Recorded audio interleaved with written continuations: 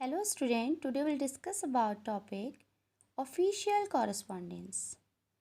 It is also known as formal letters. Official correspondence को हम formal letters भी कहते हैं. ठीक है. Official correspondence is any letter written in the professional language with a prescribed format for a formal purpose. Okay, it can be a recommendation letter, inquiry letters, complaint letters, cover letters, and so on. Okay, all business letters are formal, but vice versa is not possible. Such letters are used for a variety of reasons, like a formal invitation, proposal, reference making, a complaint और inquiry, applying for a job. ठीक है. तो ये जो सारे letters होता है ये हमारे होता है फॉर्मल लेटर्स. क्लियर.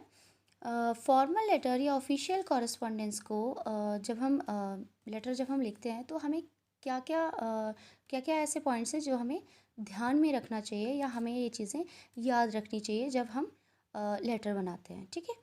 तो इसमें कुछ पॉइंट्स हैं, मैं आपको बता देती हूँ. फर्स्ट इसमें आपका पॉइंट है कि it should be in specified format. ठीक है.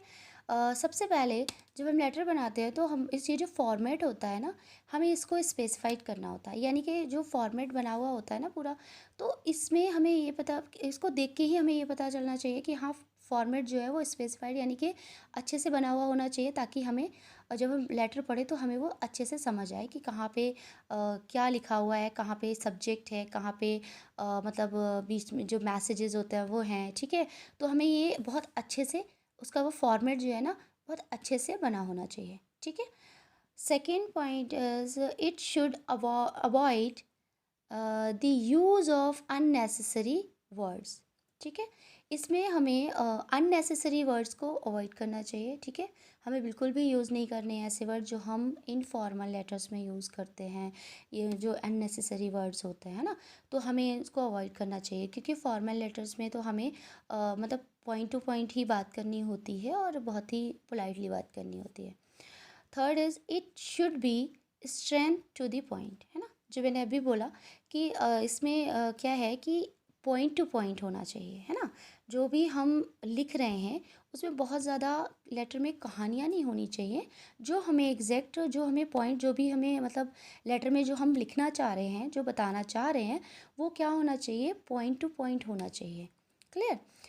Next is it should be polite even if it is a complain letter. है ना, जैसे मैंने अभी पहले भी बोला कि ये जो है एक क्या होना चाहिए, बहुत ही पोलाइट वे में होना चाहिए. यानी कि बहुत ही, जैसे हम रिक्वेस्ट करके, जैसे कंप्लेन लेटर होते हैं ना, तो उसमें हम रिक्वेस्ट करके बहुत ही पोलाइट, मतलब उसमें जो लैंग्वेज होती है वो यूज़ करते हैं ना, तो हम उसमें कुछ ऐसी लैंग्वेज नहीं यूज़ कर सकते ना, क्योंकि ये फॉर्मल लेटर है ना.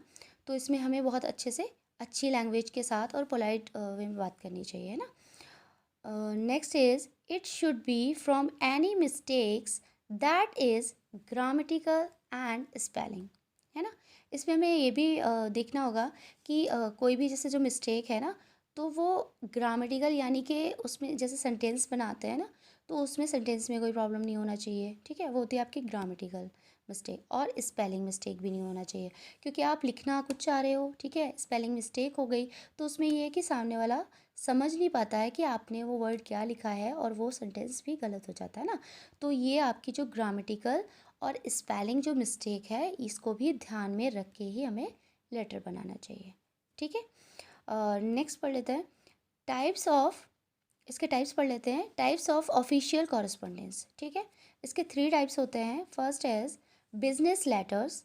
है ना, बिजनेस लेटर्स मतलब ये है कि जो भी हम बिजनेस लेटर लिखते हैं तो वो सारे हमारे फॉर्मल लेटर होते हैं. है ना, फॉर्मल लेटर्स होते हैं. इंक्वायरी लेटर्स, कंप्लेन लेटर्स, है ना, और रिकमेंडेशन लेटर्स, कवर लेटर्स, है ना, ऑर्डर लेटर्स, ये सारे जो हमारे ये जो बिज़नेस लेटर होता है ना, तो ये जितने भी बिज़नेस में जो भी लेटर लिखे जाते हैं, क्योंकि ये फॉर्मली होते हैं, हम इसमें इनफॉर्मल मतलब नहीं इसको यूज़ कर सकते. इनफॉर्मल लैंग्वेज को भी उसमें हम यूज़ नहीं कर सकते. तो ये भी हमारे बिजनेस लेटर भी क्या होते हैं, ऑफिशियल कॉरस्पॉन्डेंस होता है. Second is job applications.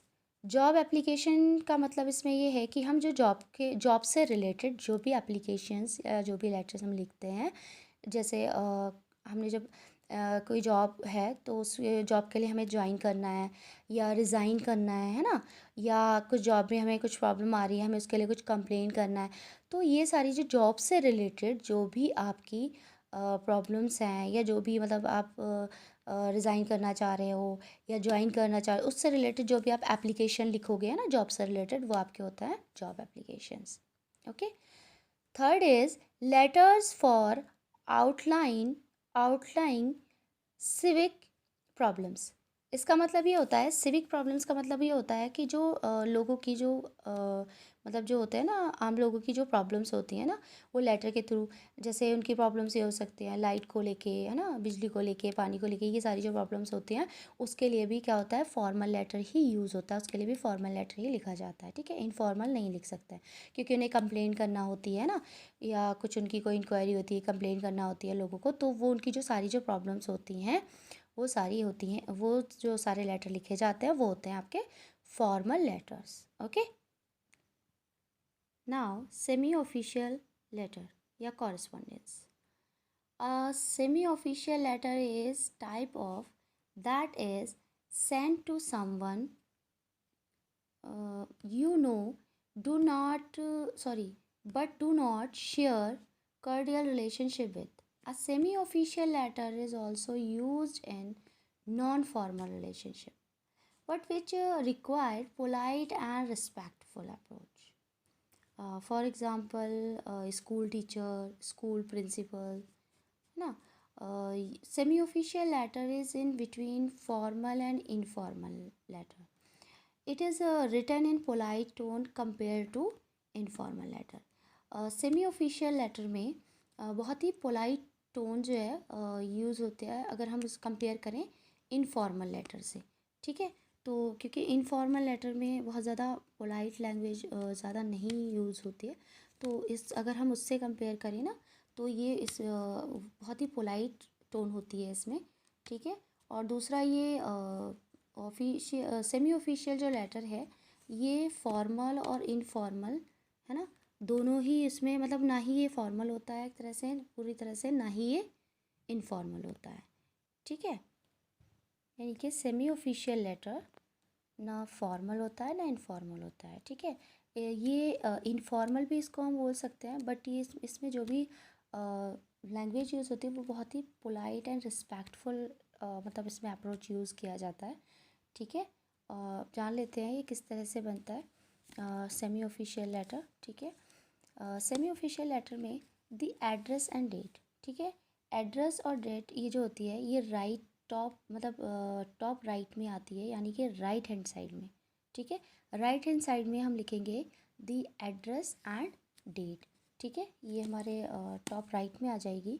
उसके बाद सेकंड हम इस पर देखेंगे दी सैल्यूटेशन, यानी कि जब हम स्टार्टिंग में जब लिखते हैं रिस्पेक्टफुल, जैसे फॉर्मल जब हम लेटर लिखते हैं तो उसमें हम रिस्पेक्ट के साथ लिखते हैं, बट इसमें हम यहाँ पे क्योंकि ये सेमी ऑफिशियल लेटर है, तो यहाँ पे हम डियर सर, डियर मैडम है ना, तो हम यहाँ पर ये वर्ड यूज़ कर सकते हैं ना, क्योंकि ये सेमी ऑफिशियल है। जैसे मैंने पहले बताया कि ये फॉर्मल भी नहीं है और ये इनफॉर्मल भी नहीं, ये सेमी फॉर्मल है। ठीक है, यानी कि सेमी ऑफिशियल लेटर है, तो सैल्यूटेशन में हम डियर सर और डियर मैम भी लिख सकते हैं। ठीक है, उसके बाद हम उसमें the body of the letter, यानी कि जो आपका मैटर है, ठीक है, जो आप उसमें लिखना चाह रहे हो लेटर में, तो वो आप वहाँ पे लिख दोगे। ठीक है, नेक्स्ट में है the style of the letter. ठीक है, ये आपका स्टाइल ऑफ द लेटर में आपका इनफॉर्मल एक्सप्रेशन, जैसे मतलब इसमें लाइक डू नॉट पैनिक, यानी कि इसमें जो मैंने लिखा हुआ है कि informal expression like do not, don't panic etcetera, है ना, तो इसका जो स्टाइल है ना, तो इसमें बहुत ज़्यादा पैनिक नहीं करना है। ठीक है, किस तरह का वो लेटर है, ठीक है ये पता होना चाहिए, इनफॉर्मल एक्सप्रेशन। ठीक है, उसके बाद है ये आपका ending the letter. Ending the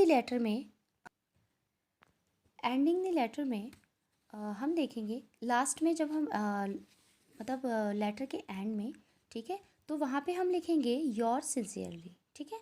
और वहाँ पे क्या करेंगे, फिर हम वहाँ पे हमारे सिग्नेचर आ जाएंगे, ठीक है। योर सिंसियरली यानी कि यहाँ पे हम क्या कर रहे हैं, जब हम योर सिंसियरली करते हैं ना सेमी ऑफिशियल लेटर में, तो इसका मतलब है हम लेटर को क्या कर रहे हैं, एंड कर रहे हैं, एंडिंग दी लेटर, ठीक है। लास्ट में आपके सिग्नेचर आ जाएंगे, जैसे मैंने सिंसियरली के बाद आपके सिग्नेचर आ जाएंगे। But you just right your given name, ठीक है। You do not print your full name under the signature in semi formal and informal letter। यानी कि आपका जो फुल नेम है ना, वो क्या होगा, फुल नेम अगर आप डालोगे तो वो भी आपका क्या होगा, सिग्नेचर में ही आपको डालना पड़ेगा। आप वैसे वहाँ पे वहाँ पे आप अपना नेम नहीं डालोगे, ठीक है। तो आप ये मैंने आपको समझा दिया है। फर्स्ट है आपका the address and date. Second है आपका सैल्यूटेशन, यानी कि ये टॉप राइट में ये आएगा, यानी राइट हैंड साइड में, ठीक है। उसके बाद द सैल्यूटेशन यानी कि डियर सर, डियर मैम, क्योंकि सेमी ऑफिशियल लेटर की बात हो रही है तो यहाँ पे हम ये डियर लगा सकते हैं। थर्ड है the body of the letter, यानी कि जो भी आपको मैटर लिखना है वो आप लिख देंगे, ठीक है। नेक्स्ट में the style of the letter, यानी कि मतलब किस उसका है वो, ठीक है। उसमें बहुत ज़्यादा पैनिक नहीं करना है, जैसे इसमें लिखा हुआ है, ठीक है। बहुत अलग वैसी लैंग्वेज जो है वो यूज़ नहीं करनी है, बहुत ही पोलाइट और रिस्पेक्टफुल अप्रोच यूज़ करना है इसमें, ठीक है। उसके बाद है आपका एंडिंग दी लेटर, ठीक है, जहाँ पे हम क्या करेंगे, योर सिंसियरली लिख के उसको एंड कर देंगे। और लास्ट में हम क्या करेंगे, यहाँ पे हम सिग्नेचर कर देंगे। और सिग्नेचर में भी हम क्या करेंगे, यहाँ पे फुल नेम लिखेंगे सिग्नेचर में, जैसे लास्ट में लिखते हैं ना, तो वो सिग्नेचर भी मान लिए जाते हैं और लास्ट में आप क्या करते हैं, फुल नेम लिखें। तो इसमें मैंने आपको ऑफिशियल कॉरस्पॉन्डेंस और सेमी ऑफिशियल कॉरस्पॉन्डेंस दोनों बता दिए हैं। ऑफिशियल कॉरस्पॉन्डेंस आपके फॉर्मल लेटर्स हैं, ठीक है। सेमी ऑफिशियल लेटर्स आपके फॉर्मल और इनफॉर्मल, ना ही ये पूरी तरह से फॉर्मल होते हैं, ना ही ये पूरी तरह से इनफॉर्मल होता है, ठीक है। तो ये आपके सेमी ऑफिशियल हो जाता है, यानी कि इसमें आप बहुत ही पोलाइट वे में तो बात करेंगे, ठीक है। आप लेटर में जो भी लिखेंगे तो बहुत ही ज़्यादा मतलब आप रिस्पेक्ट के साथ लिखेंगे, बट ये फिर भी ये फॉर्मल लेटर नहीं बोले जाएंगे और ना ही पूरी तरह से इनफॉर्मल बोले जाएंगे, ठीक है। तो ये था आपका ऑफिशियल कॉरस्पॉन्डेंस और semi official correspondence. Thank you students.